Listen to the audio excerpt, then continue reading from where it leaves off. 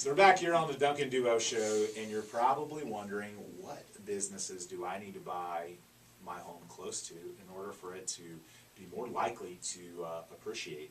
And there was an article I saw from Florida Realtors this week, and it talked about how homeowners near a Trader Joe's have an average 5-year home price appreciation of 67%.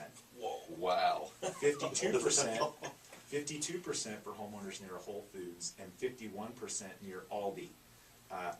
So the average appreciation for all zip codes with these 3 grocery stores nationwide is 54%.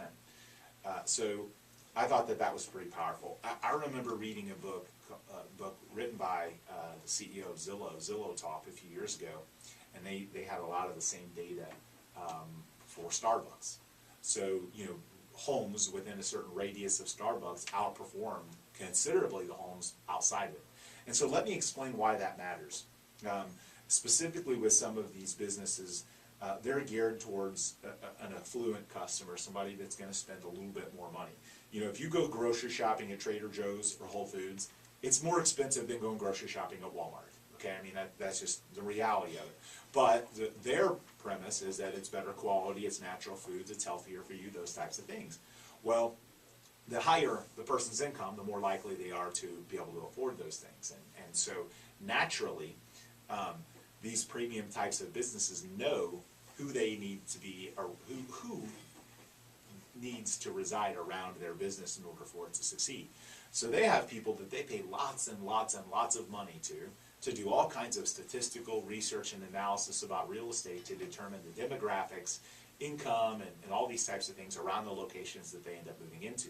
So they've already determined that that market is going to be a great real estate buy, for those reasons. So if you're a home, buyer, and you buy into one of those areas, statistically speaking, you're going to outperform the market because you're close to those locations. And I think naturally, again, it goes without saying, they have analysts that they probably pay millions of dollars to help them pick their locations, and their locations are picked because they want to be around areas where the average income may be a little higher, and where there's great schools and good demographics, and naturally those are areas that appreciate better. So I don't think the MLS has a checkbox for it, though. Right.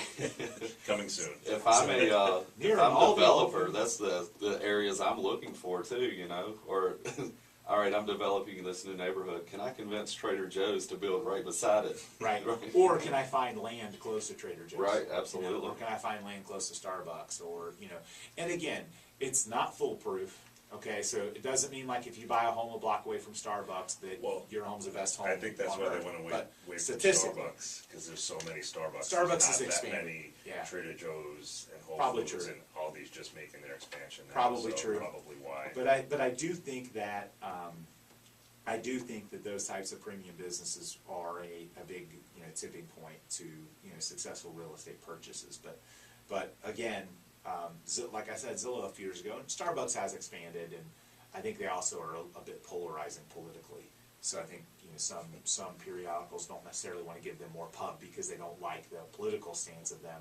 But the reality is, it's a business that has a if you were to poll or do the demographics of the average person who's carrying Starbucks, it's probably a pretty high average income. And I was at Whole Foods and Trader Joe's yesterday. Yeah, so the reality is those are great neighborhoods to buy in, and in addition to schools, and in addition to close proximity to roadways, those are things that are really important for people. They want to be close to the amenities, and so if you look at Tampa Bay, for example, and you look at appreciation percentages and just average home prices, the more you get out into the suburbs that are further away from some of these types of things, maybe it's 7 miles to Whole Foods instead of 1, the less expensive the homes are. They're not as convenient, so they're cheaper. And the lower the appreciation rates are in those areas compared to the ones that are closer to that core of where everything is super close.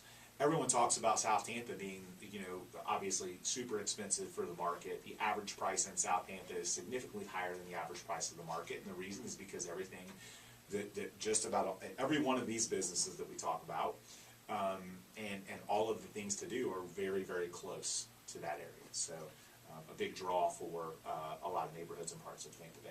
Yeah, a lot of people want to live close to where they're going to be spending all their time. Right.